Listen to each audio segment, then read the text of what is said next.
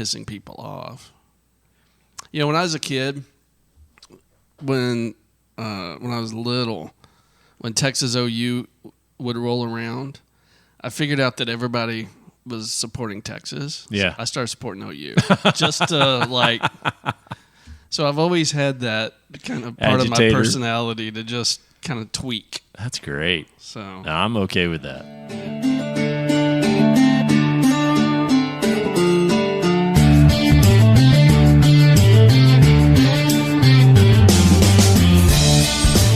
Hey, welcome everybody to How to Be a Texan. Boy, have we got a great episode today, Kevin. Are you excited? Come on, man. I'm excited because you know what we're doing? We're talking about the presidential election. Got hairy legs.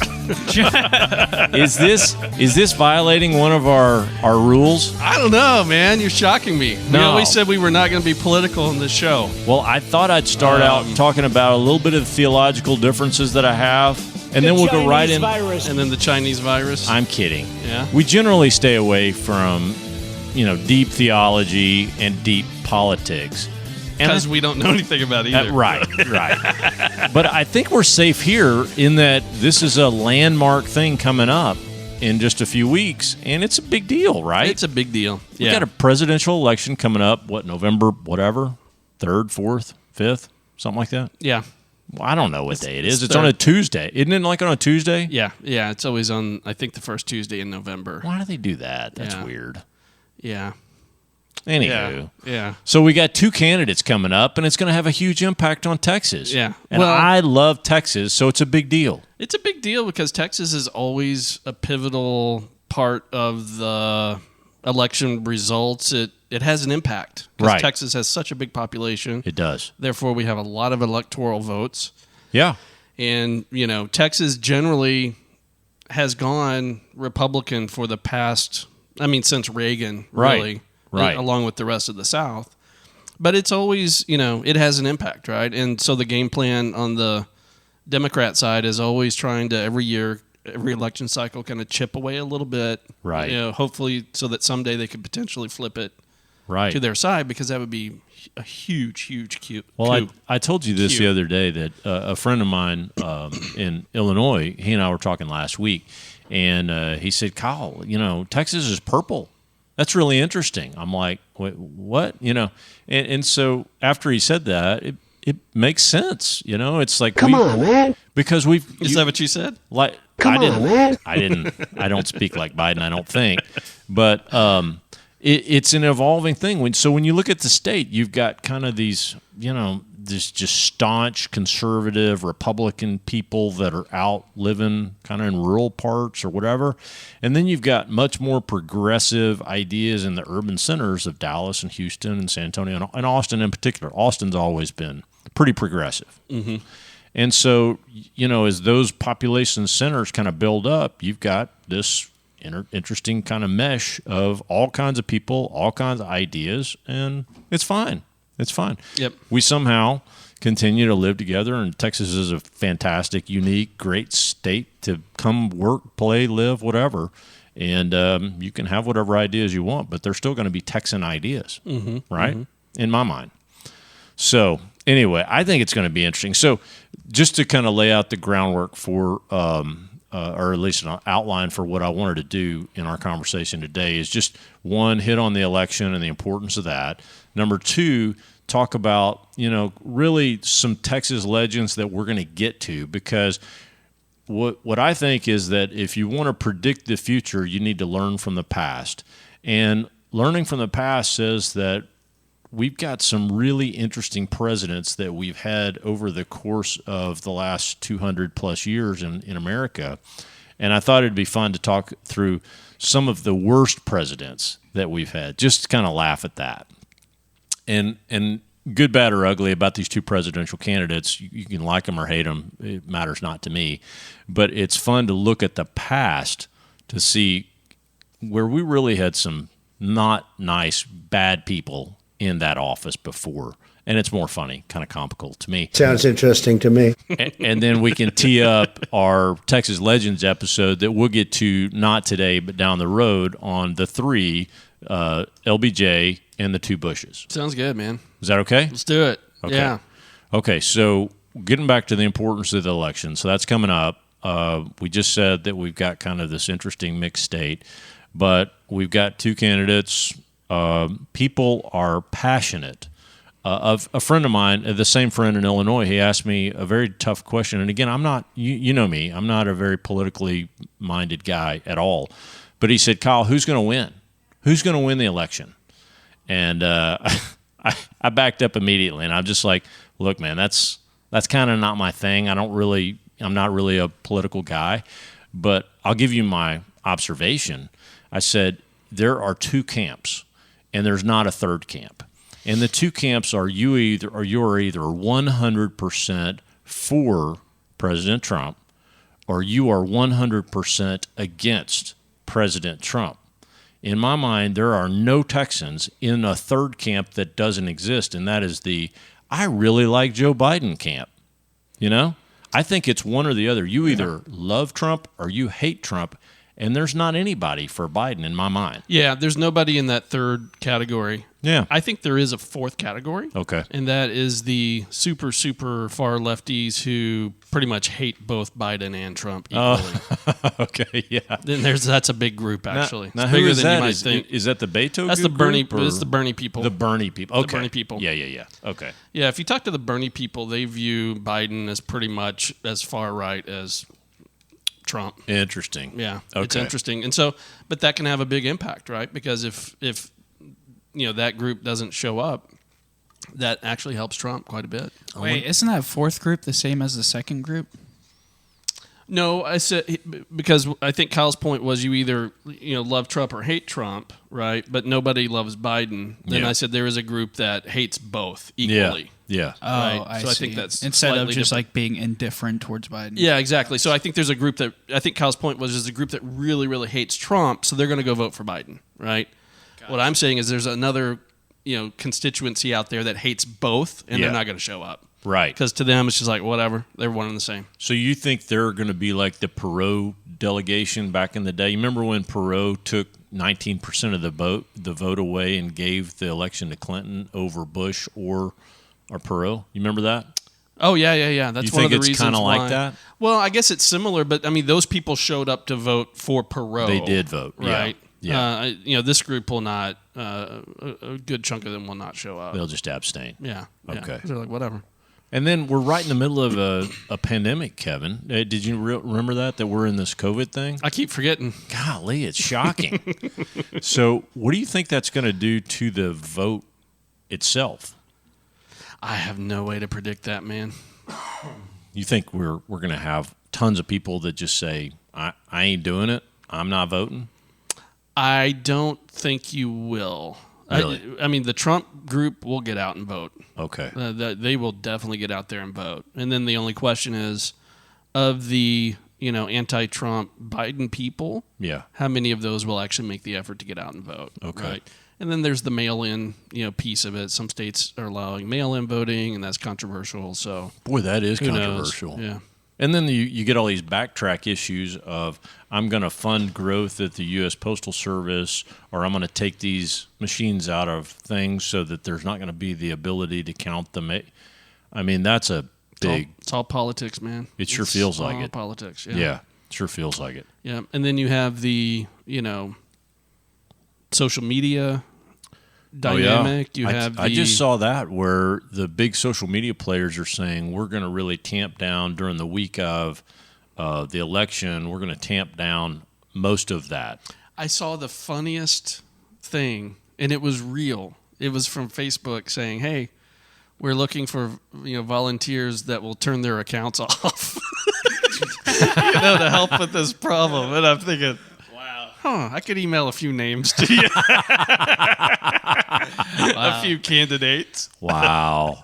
Well, it seems like to me, I just kind of watch people's behaviors, and this is one of those things where, again, COVID in my mind is a 9/11 marker in my life, where when 9/11 occurred, it it was a mark in my life. Something happened significant that changed me fundamentally. I think COVID is that mark on my life as well, our lives as well, where we're going to always look back when we're 70, whatever, and say, well, during the pandemic, that changed as a result. Or I remember this happened during the pandemic. It seems like there are equally passionate issues that are coming up around, whether it's to wear a mask or not, or whether you're going to support Trump or you're going to support Biden. There is so much passion, and I just wonder if it's because of the election. Is it an outcropping of, because of the pandemic, people have been locked down, our economy's been stifled, people have lost jobs, you can't get out, so you're just emotionally drained or you're so wired. I feel like people are so wired. It's all of that. And then you've got all of the protesting that's going on. All the social justice, right, injustice. That's going on. And yes. so then you have people that are sitting at home, they're not working, and their only outlet is to, go into social media and right. just, it consumes some people. Yes. And that drained me. That's why I'm not on social media right now. So it's exactly that to me, Andrew. I called Kevin last night and I just said, look, I don't get on social media, but anyway, I was waiting and I got on and whatever, I was looking but it's so inflammatory, whether you get on Twitter or Instagram or Facebook or whatever, and it's just so inflammatory. I think I've heard other podcasts talk about this, like people just don't, like the internet has been around for a relatively short amount of time, like considering like humanity or whatever and technology. Even my life, yeah. And like we've developed like all of these different social skills, like person to person, and we just don't have the same like etiquette training that we do with online communication. No. Yeah, and we first saw that, at least our generation, Kyle. We first noticed that with email, actually, right? Yes. Before social media, like when Kyle and I first went into the workforce, email wasn't really around, right? It was more paper memos, stuff like that. And suddenly, kind of mid-90s, things started to take off where there was actually communication infrastructure. A lot more communication started moving to email. And in the earliest days of emails, it was very similar. I mean, right. You could talk to somebody at lunch and they might be the, most meek individual. But on email, they would just flame everybody constantly. They're lions. Yeah. Just wow. And so there's been a lot of actual work put into, training professionals. And these are professionals, right? These are not uneducated people, but, training professionals on, hey, you shouldn't use all caps. You shouldn't use exclamation points. You need to... if you're frustrated, type an email, but don't press send, come back a few hours later. Right. There's been a lot of that kind of stuff that's been put in. Right. And it's because, with email, you don't have that. It is what you're saying, Andrew. You don't have that face-to-face. You're not going to say the word, are you? What's that? Asynchronous? No. What I'm saying is you don't have that personal connection, right? You're not going to... people have a tendency because they're hiding behind a screen, right? The person's not looking them in the eye, right? And it's so one thing to look somebody in the eye. And so you're saying that that's a freedom, a conscious freedom, because I'm typing it on my smartphone or my laptop, whatever fiery opinion that may come into my mind, and there's no filter there. There's no filter. There's a natural filter when you're looking at another human being. Yeah, it's a right? Mike Tyson. Your plan works great until somebody punches you in the face. right. But you have most people have empathy for other people. Right. So if you're looking at someone, you tend to not want to hurt them, be a jerk to them. That's right. But when that is not there, and it's just you and your own thoughts. Yeah. Fire in the hole. Yeah, you can fire it off. And we're seeing that with the social media because now so many more people, who may not even use email in their day-to-day jobs, they are now online. Right. And it's just... It's so easy to just hit share on like an article. Even if you don't even read the article, it's got like a good headline that you feel like is a good gotcha. And then you just hit share on it. Yeah. And it just cranks everything up to you got the memes, another level. all the memes that float around and people share. Yeah, And so it's crazy. You see the stuff that I share, the stuff that I share, like I shared something a few days ago, and I thought, oh, well, that's really practical for my life. And it was the comparison between a great white shark and a chigger. Yeah, I saw Why that. chiggers are worse than great white sharks. To me, that's That's relevant. That I really enjoyed that you shared, that I reshared, was the Chick-fil-A kid, sprinting. That is so funny, Andrew. Yeah. I don't know if you probably didn't see it. So the video's taken. I think it came from TikTok and they threw it onto Facebook. But like you see the lady driving, kind of, but then you can see out the passenger side window. And all you see is this guy in a red shirt, and he's sprinting Dead as sprint. fast as he possibly can. Just She finally gets to a stop. She's like, well, wait a second, what's going on? She rolls down the window, and he runs up, and he's all out of breath. He's like, you said thank you to me back there, and I didn't. What is the phrase they say? They have a phrase. My pleasure. My pleasure. Yeah. So you said thank you to me 5 blocks It's ago. been on my conscience. Yeah, 5 blocks ago. I didn't say my pleasure. And I want you to know, Yeah. it was my pleasure to serve you. And the acting, he just acts it out so well. It's just so funny. So I sent that on to my 2 boys, Luke and Cole, who both work at Chick-fil-A now. Yeah. And I said, you can do this, Yeah. guys. You can do this. So great. That's So- great. I've been spending most of my time during this pandemic actually on YouTube instead of I have too. for that social media kind of outlet, because I don't post anything to YouTube or even comment. Well, I do too, because I have gotten away from that altogether, and I watch. You should see my history. It's all these how to play this on the guitar, and I've gone through 1,400 songs. Like now, I'm learning canon and D. How to play canon and D on my guitar. Wow, that's impressive. It's hard. I'm learning chess openings on Andrew's been YouTube. doing Oh, chess. See, now that'd be great. I'd love that. There is a lot of great chess content on YouTube. Oh, you should I've been talk really to into chess. You should talk to Luke, because Luke was in the chess club, and Oh, he's nice. quite good. Quite nice. good. I'm So, trying to get my rating up on chess.com, Okay. and it's not working out. I'm not familiar with a rating, but I'd like to do that too, because chess is, man, you talk about a strategic, thoughtful game Yeah. that you can't get pissed off at chess. If you get Oh, I get pissed off at chess. no, I know you can, but if you get beat, it's because the other guy or gal just outsmarted you. Yeah, It's like you just got beat. Yeah, it it's a wasn't lot of- like you were manipulated. It's like you just got beat. yeah. Boom. Which, I mean, you can get manipulated. Oh, You yeah. get, but that goes into the you being outsmarted. Oh, it's strategy. It's Like you're being like- outsmarted, yeah. Like I'm going to lure your queen out with this bishop. Yeah, How dare you? And then all of a sudden the queen's gone and you're dead. yeah. Anyway, My YouTube playlist has been mostly barbecuing, and I've been doing more grilling and barbecuing during the pandemic yeah. than I've probably ever done in my life. now I Like, think almost daily. over the last week, I think I've watched 5 hours of YouTube video on people in like British Columbia building little kind of disposable houses out of pallets. Literally. Wow.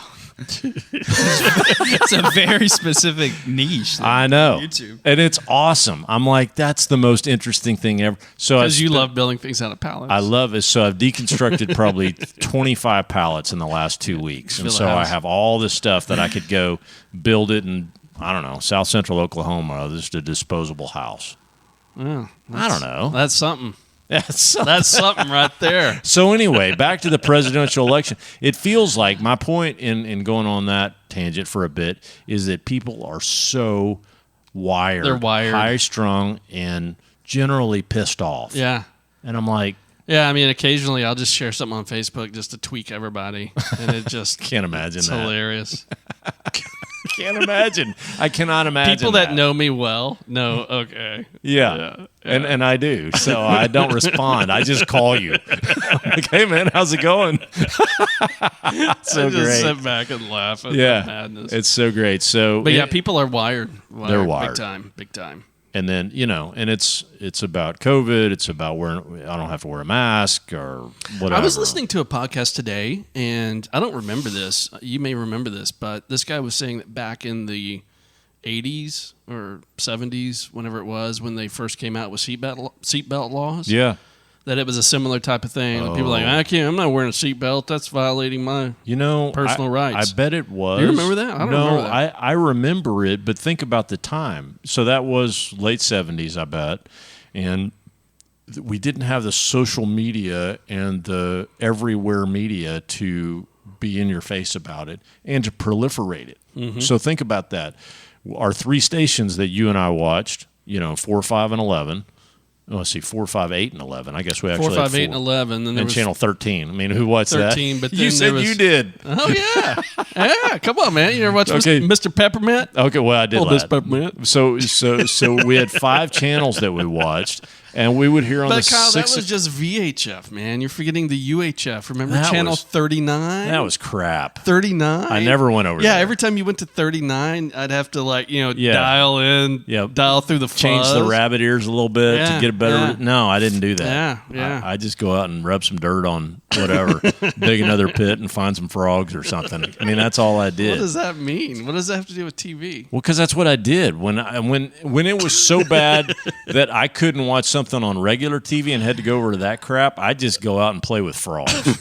I just wouldn't watch TV. I'd go get on my bike or whatever. Oh, man. But anyway, Shout out to Peta. Speaking of, anyway, so we got a presidential election coming up, so that's exciting. And then more of a preview. Kevin and I are going to highlight in Texas Legend episodes the 3 presidents that have come from Texas. And so it's LBJ in the 60s after Kennedy's assassination. He took over. Did you realize how short LBJ lived after his presidency? No. I didn't realize it either. But so he took over in November of 63. He was sworn in, when JFK was assassinated here in Dallas. Then he was elected by a huge margin in his first actual term. So he could have gone from 63 to 64. He was voted in with, it was like 15 million extra votes over whoever was running against. He was very popular during that time. And so 64 to 68, he had his term, and he had a wife that was incredibly charismatic, Lady Bird Johnson. So I think you and I are going to have fun talking about LBJ because he was fiery. He had strong opinions and that great Texas persona because he was born around Johnson City. And then just the Lady Bird Johnson and LBJ combo. But then after he got out of office in 68, they came back to their Texas ranch, their LBJ ranch, and he died of a massive heart attack in 72 or 73. 4 or 5 years out of office, he died. And it reminded me of the Alexander Hamilton story where, he died as a young man. Now, LBJ was older, but Hamilton died as a young man, and then his wife lived for 50 years longer and really told Hamilton's story. Lady Bird Johnson was that too, and her platform was telling LBJ's story about how he was very focused on, really social justice issues, urban renewal, things of that nature. You don't necessarily think coming out of Texans for the most part. You think, oil or whatever. No, he implemented Medicaid, right? Medicare. Or Medicare. He was it was the first kind of health care. Yeah, he was huge with social justice, and he and MLK were allies where the civil rights movement, the voting rights came up at that point. And so LBJ, he had a really strong platform. Now, he had 2 things that were kind of the nemesis of his whole presidency, and he decided not to run for a second one because of these 2 things. One was around the civil unrest. So you think about the mid to late 60s and the civil unrest, and in particular, racial unrest. But that's where he did. He worked closely with MLK and until MLK's death. And then you've got Vietnam. And Vietnam was probably the thing that drove him away because he thought, I can stop communism and I'm going to push that agenda. And it did not work out well at all. I mean, that's the only war that as Americans we ever lost, truly lost. Right. And so anyway, so that's LBJ. And then you get into the 2 So Bushes. are you saying that he didn't run because he felt like he would lose because of those issues? No. Or he was just kind of done? He was done. Okay. He was ready to tap out because he had been a long-term House member, and then he moved into the Senate, And so he'd been a lifelong Republican. The more interesting No, thing he was is a Democrat. I'm sorry. Yeah. He'd been a lifelong governmental worker, an elected official. Yeah. And so his A career politician. he was a career politician. And so at the end of his first term, he was done. So with the assassination, do you think Lee Harvey did it, or do you think? No, you haven't heard the rest of my question. Do you think LBJ just shot him himself? That's a good one. LBJ's like, all right, let's get this Yankee out of here. Oh gosh, yeah, no comment there. That's dark. That'll be edited out. Yeah, no comment there. But regardless, so LBJ, he had a strong presidency, even though he had those two underlying issues, Vietnam being by far the biggest one, but then all the racial disparity. Well, he going on completed there, the too. moon He did. mission. He started Medicare. He finished what JFK wanted to do with walking the moon, and so he did some really good things. Lady Bird Johnson is probably one of the most interesting first ladies that we'll ever hear about. They weren't necessarily well off at all. Somehow she got a $41,000 inheritance, and she parlayed that into a $110 million wealth by buying a local Austin radio station, then a local TV station that was really the monopoly TV station for Austin for a long time, and then she got two banks. And so between those four entities, she took a $41,000 inheritance and parlayed that into a $110 million really well-off kind of foundation for the LBJ family. Wow. Isn't that neat? That's amazing. Yeah. No, so she's got a great story. And then you float into the two, 41 and 43 in George H.W. Bush and then George W. Bush. And Well, before we move, Yeah. I think I think Lady Bird should be a Texas Legend episode. she's phenomenal. Yeah. She's phenomenal. And the interesting thing is that she was so charismatic that people would say, even if LBJ would do something just so mean or scream at people or whatever, Lady Bird would come right behind that and say, oh, now, Kevin, why don't you blah, blah, blah. And they would say, I would walk through coals for Lady Bird Johnson. If she asked me to do anything, literally that was a quote, is I would walk through coals for Lady Bird. That's amazing. So it was just a great combo. But then LBJ, he basically got out of office, got back to his ranch, had a second massive heart attack because his first one was in 55. He had a big one when he was an elected official, and Lady Bird actually carried on his operations during that, and then he had the second one and died. Wow. So then you get over to the two Bushes, you go George H.W., and then it's George W., and again, we'll spend more time on them. I think they're controversial figures too, with H.W. taking over after Reagan, and then Bush. Well, and H.W. is a really interesting story. Yeah, he was a war hero. War hero, right. Shot down in World War II, Right. right? A POW. Yeah, POW. Right. And then he was a bit of a career kind of bureaucrat, Well, right? he ran the CIA. Right, exactly. CIA. So then you get into all that, and so you just think of, and then he was a real ally to Reagan. I mean, he was just kind of a quiet influence to Reagan, supporting Reagan. They were a great pair because Reagan didn't have. I mean, Reagan had been governor, right? But he wasn't like an international, Right.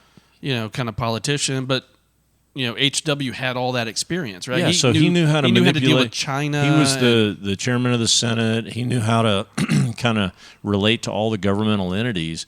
And then you get over to kind of the contra of that, where W, he gets elected, and he chooses Dick Cheney, who was very different than his dad.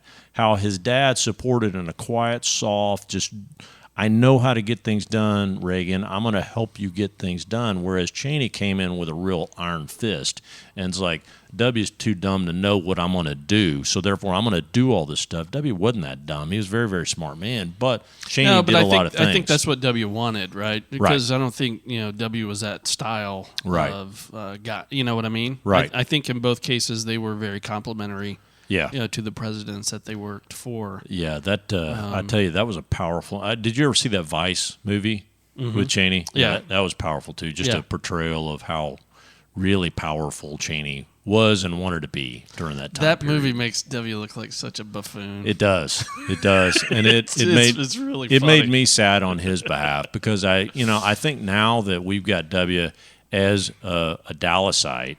I mean, he's got his home in Dallas right next to SMU, but then he's also got his Crawford Ranch. And we're seeing the amazing things that W's doing now for the wounded veterans right now. And then just he's doing a lot for, military and just the Dallas community. And so, I mean, as a retired president, he's doing exactly like what we would hope that he does. And so he's a great citizen for Dallas and all of Texas. So you know what I think was also cool about HW? Well, he started in oil in West Texas, so he kind of did that. He started as a congressman, but whenever he was president, he wrote a lot of letters. He liked to handwrite letters a lot. Okay. And Bill Clinton tells a story of whenever he came into the Oval Office. Yeah.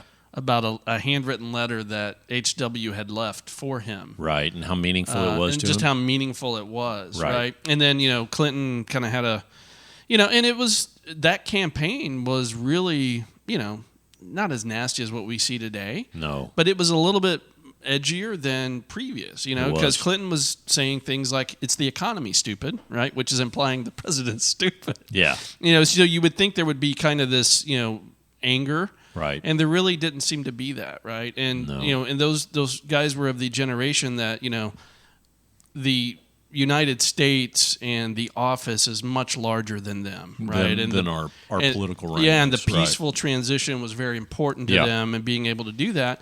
And then you saw, later after Clinton was out and W was in, you saw Clinton and HW work on things together. Yeah. They had an organization. I can't remember exactly what it was called. I remember that.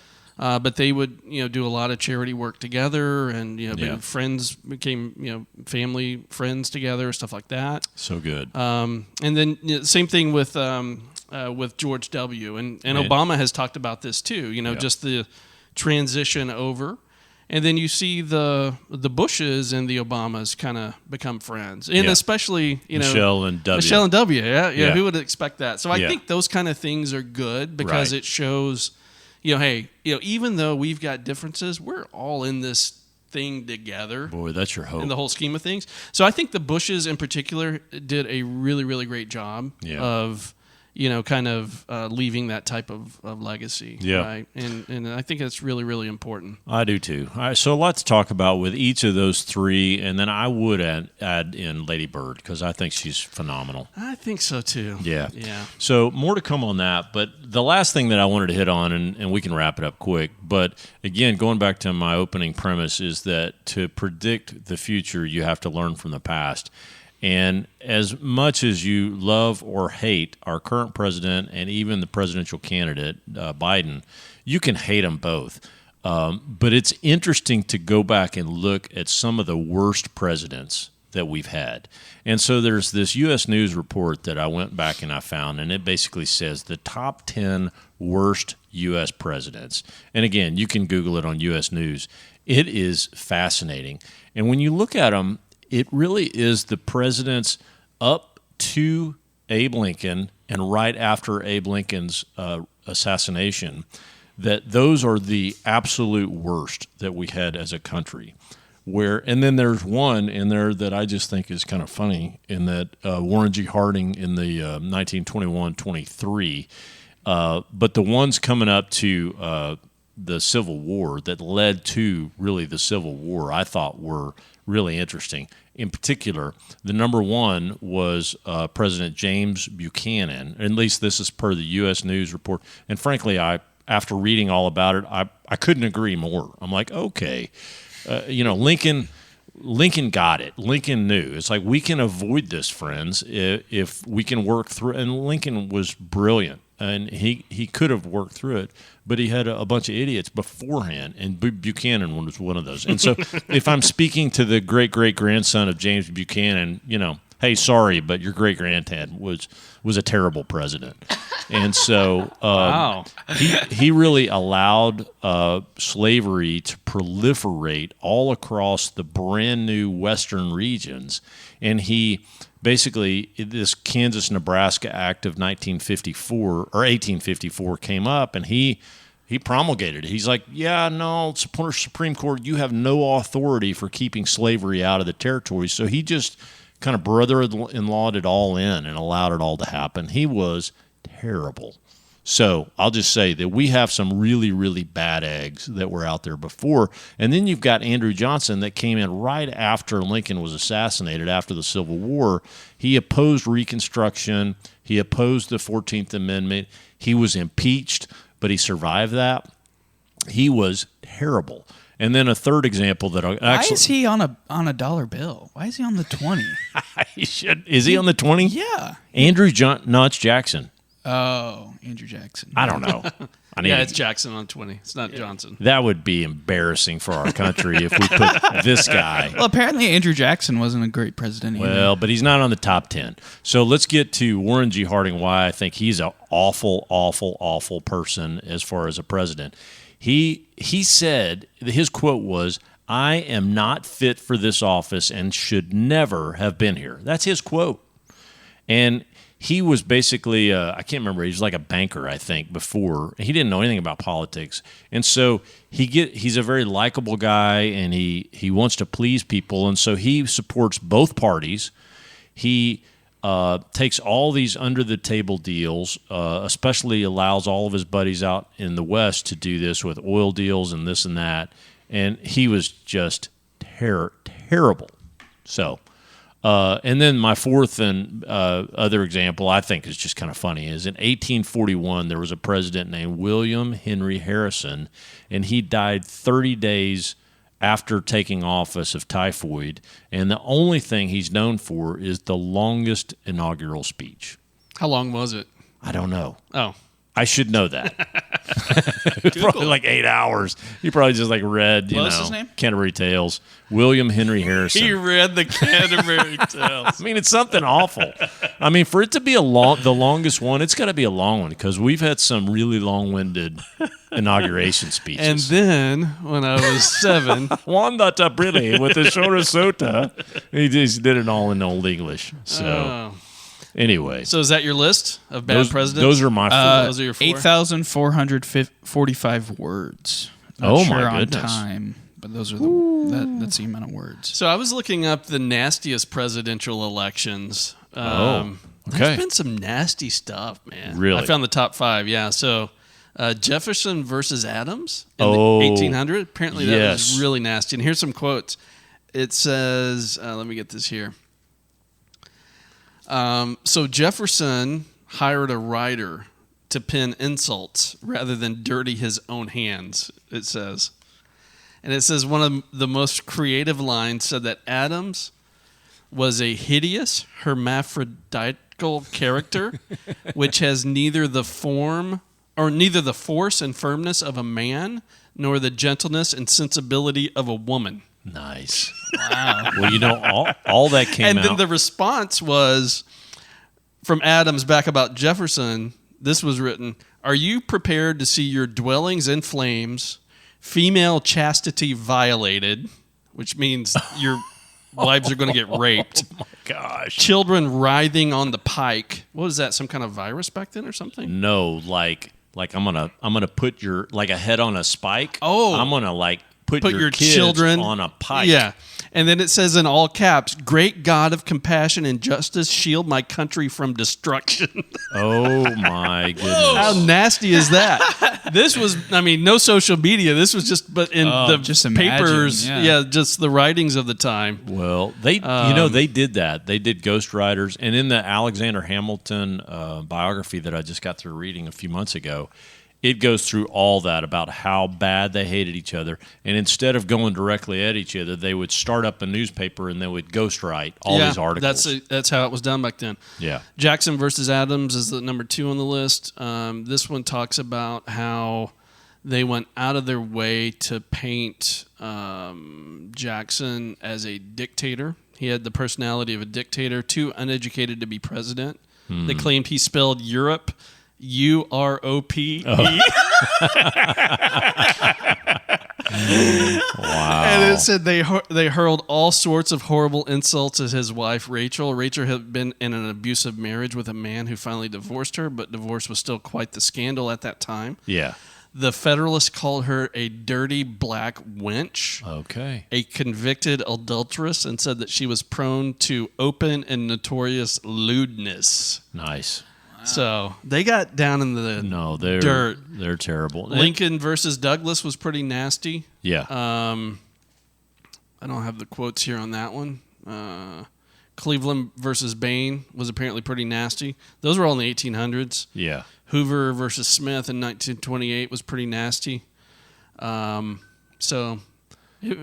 could still get nasty back in the day. They didn't need social media. No. They would hire their little ghostwriters to go do the same type of thing. Well, I'll admit, I think you and I talked about this U.S. News report about the top 10 worst presidents by their ranking, and you and I both were surprised Nixon wasn't in there. Yeah. Because I thought Nixon would have been up there because of that scandal. Yeah, he was kind of crooked. Yeah, because in my mind, we've had crooked people being in that office, and I don't think there's any mystery there. So Yep. Okay, well, hey, that's probably enough for today. So certainly some controversial points today, but it's So I thought we'd wrap it up by saying, who are you going to vote for? you first. Never mind. Yeah. So anyway, well, hey, it's a big deal, and we'll be watching anxiously the presidential election. But frankly, there's a lot of other elections going on too that's going to have a big impact on Texas and the U.S. that we'll be watching as well. Yep. I just go back to what my grandfather told me one time. He said, back when Kennedy was running, he said, Republicans were scared to death. Oh. And I said, why? They said because he was Catholic. Oh. And everybody was afraid that if a Catholic won, they would set up this religious dictatorship, all this stuff. Oh, yeah. And he said, you know what I learned from that, Kevin? He said, no matter who gets in this office, everything's going to be okay. Yeah. And he was kind of educating me because I was very much into politics when I was young. Right. Kind of my first years of being able to vote, and this was in the Reagan, era, Bush era. Right. And so he taught me some really, really good lessons that I've never forgotten. Well, about those kind of things, and then also, he also taught me that you don't really vote party lines, even though he was as Republican as you could imagine. Right. He actually did not always vote Republican, and he kind of set me down one time and explained why. No, that's wise. That's so he was wise. a very, very wise man that I learned a lot from that really helps me navigate a lot of these things that are going on. Well, and going back to, I just mentioned it, but that Alexander Hamilton biography by Ron Chernow that I just read, that is a fantastic piece of education on exactly what we're talking about here, because the founding fathers of the U.S. put in so many checks and balances in place, and they had so much kind of foresight. Now, there were gaps there. I mean, there were definitely gaps there because we added the Bill of Rights, we added a lot of amendments, et cetera, and there's still gaps out there today. I mean, we still have gaps that we talk about. But regardless, there were so many. There was wisdom in the structure for how it was set up originally to give checks and balances between the three branches, that the executive branch has balance between the judicial and the legislative branch. Yep. That it's not an all-encompassing. So if we get a maniac in office, there are still checks that hold the maniac from taking over and That's right. destroying our country. That's right. The other thing that they built in, which is just genius, is they built in the mechanics for change, right, and for progress, right, with the things like, making sure that people's rights were protected to go and peacefully protest, things That's like that. right. Because you didn't have that in the old country at all. Not at all. And so, the amount of wisdom that they had, Well, and just the level of thinking and intelligence is just unbelievable, It right? was fantastic. Just think about the Electoral College, and that was hotly debated back in the day. It's still completely misunderstood now, but there was real wisdom in how the Electoral College was set up to truly represent the American people. And so, again, and represent rights of minorities, right? They said, hey, one of the problems with democracies is that you can have a thin majority, and the majority overwrites the minority, opinions and viewpoints, right? Yeah. And so they said, hey, we're going to set up a republic, and we're going to structure it this way, and we're going to make sure that happens. And the Electoral College was literally to say, some of these smaller states saying, well, hey, basically our vote's not going to count, right? So how do we balance that out a little bit? So, Right. There's a lot of deep thinking that went into that. It was. And, sometimes when people don't quite understand it and they're very surface level, nonchalant about, we need to throw that out, or, whether it's Electoral College or other parts of it that they don't quite understand. Yeah. They really need to. That's when you say you need to go back. You need to go back and dig down a little bit deeper, right? Yeah. And then the environment that they came from, they had very little freedom at all, right? Right. And it was really brilliant for these guys who could have set up the next dictatorship, really, the next kingdom. Well, that's what people wanted. They stepped back and they said, "Wait a second, let's do something right here." And even George Washington, right? George Washington, he didn't want it. He didn't want to be king. He didn't want to be king. He said, "I'm not doing it," right? No. And then he kind of set the precedent of, hey, we're going to do 2 terms and get out of here and, peaceful transition. He set the precedent of the president. Of the president, yeah. Right. So, but people wanted him to be the king. He could have easily said, all right, I'm the new king here. Right. Let's get rolling. No, and so many people wanted that. Well, hey, I'll just do a public announcement here. Your best tool is your vote. So I'd say vote. Please vote for. I agree with that. Yeah. And, you can make a difference with your vote, and so I say do it. Yeah, I agree with that. And it's even if you're one of those that think you don't like either guy, or you're just voting because you don't like the other guy. Yeah. You still got to do it, right? Because right. it is. The implications of the election are huge, and they last for years and generations, right? That's right. We're dealing with things in our country that are issues that started generations ago, Yes. right? And so it's really, really important to get out there, regardless of who you support or not support. Couldn't agree more. Get out there and do it, because we're fortunate to live in a environment where we have that opportunity. Yes, absolutely. God bless America. All right, and God bless the troops. We should go back to that Veterans Day. I don't know if you remember that or not, but how you and I just kept on saying thanks to the troops over and over and over. God bless you, and God bless America. You're so good. All right. Well, hey, thank you all for listening to our ramblings on the presidential election coming up, and good luck to both candidates. Yeah, I agree. And look us up on Spotify, Apple, iTunes, whatever it's called. I always butcher that one. Give us a review. Right. Cast your vote for How to Be a Texan. There you go.